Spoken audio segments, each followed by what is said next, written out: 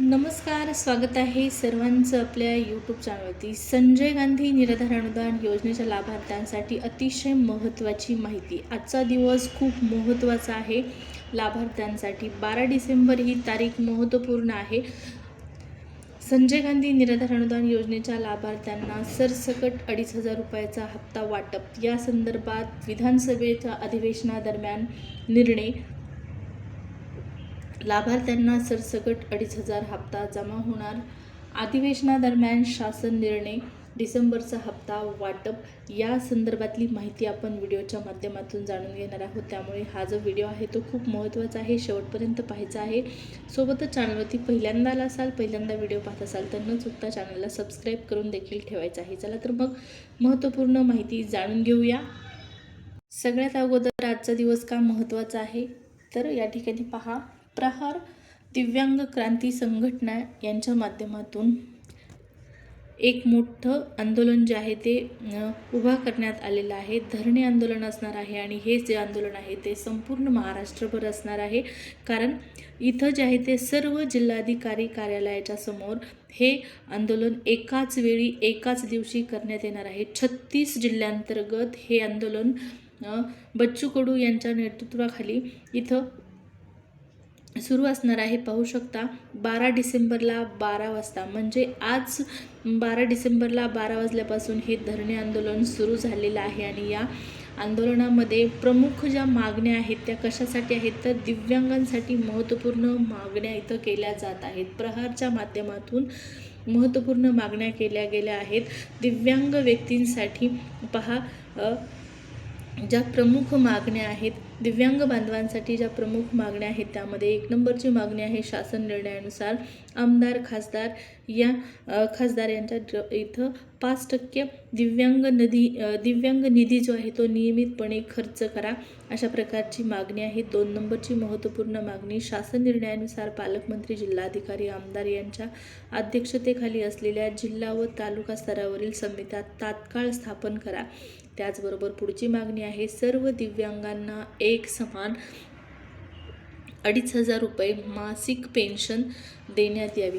आता इथं पहा, फक्त दिव्यांगांसाठीच ही मासिक पेन्शन 2,500 सर्वांसाठी, सर्व दिव्यांगांसाठीच फक्त मर्यादित न ठेवता संजय गांधी निराधार अनुदान योजनेमध्ये जे इतर लाभार्थी आहेत त्यामध्ये श्रावणबाळ योजनेचे लाभार्थी असतील, वृद्धापकाळ योजनेचे लाभार्थी असतील किंवा विधवा महिला असतील, या सर्व लाभार्थ्यांना 2,500 रुपये हप्ता जो आहे तो सरसकट वाटप झाला पाहिजे. फक्त दिव्यांगांनाच हा हप्ता मिळाला नाही पाहिजे, दिव्यांगांसोबत सर्व लाभार्थ्यांना हप्ता मिळाला पाहिजे. कारण या अगोदर जेव्हा या योजनेचे पैसे वाढलेले आहेत तेव्हा सरसकट सर्वांचे पैसे वाढलेले आहेत. मग याच वेळेस काय मोठा असा निर्णय घेण्यात आला ज्यामध्ये फक्त दिव्यांगांचंच अनुदान वाढलेलं आहे. दिव्यांगांचं अनुदान वाढलेलं आहे तर चांगलीच गोष्ट आहे. दिव्यांगांसाठी जे आंदोलन केलं जात आहे त्यामध्ये या ठिकाणी पहा, जी मागणी आहे ती केली गेली आहे की सरसकट दिव्यांगांना मासिक पेन्शन 2,500 रुपये द्या. परंतु ही जी मागणी आहे ती इथं थोडी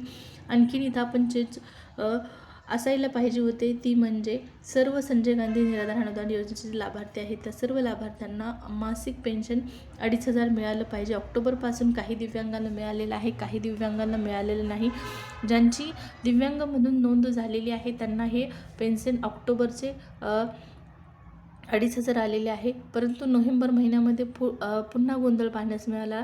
ज्यांना ऑक्टोबरमध्ये 2,500 आले होते त्यांना पुन्हा नोव्हेंबरमध्ये 1,500 आले. आता पुन्हा डिसेंबरमध्ये किती येणार हा एक प्रश्न निर्माण झालेला आहे. तर सरसकट दिव्यांग बांधवांसह इतर लाभार्थ्यांनाही हे 2,500 रुपये द्यायला पाहिजेत. आणि लाभार्थ्यांना पहा, आजचा दिवस महत्त्वाचा असणार आहे. कारण हे जे आंदोलन केलं गेलं आहे या आंदोलनाची दखल राज्य शासनाच्या माध्यमातून घेतली गेली तर नाहीतर घेण्यातच येईल.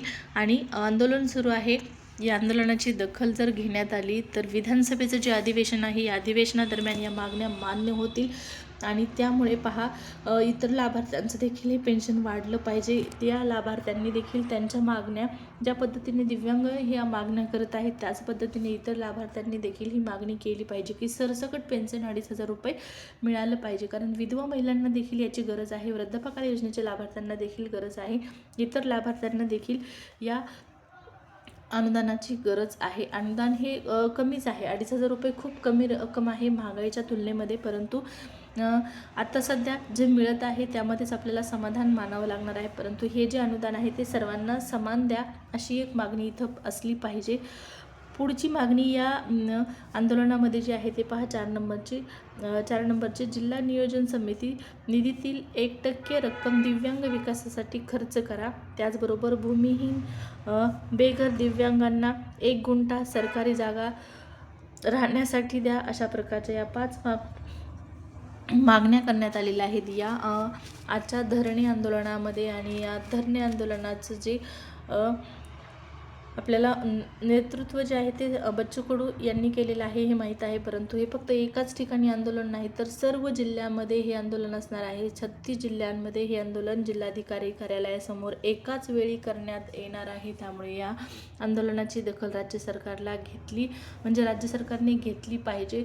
अधिवेशनादरम्यान या मागण्या मान्य केल्या गेल्या पाहिजेत. त्याचबरोबर इतर लाभार्थ्यांचं पेन्शन देखील वाढवण्यात आलेलं वाढलं पाहिजे. आता पाहू या आंदोलनाची दखल कितपर्यंत घेतली जाते. आंदोलनामध्ये ज्या मागण्या केल्या जात आहेत त्या मान्य करतात की नाही, या संदर्भातली जी काही माहिती देईल सरकार ती आपण पाहणारच आहोत. सरकारच्या माध्यमातून येणारी माहिती आपण जाणूनच घेणार आहोत.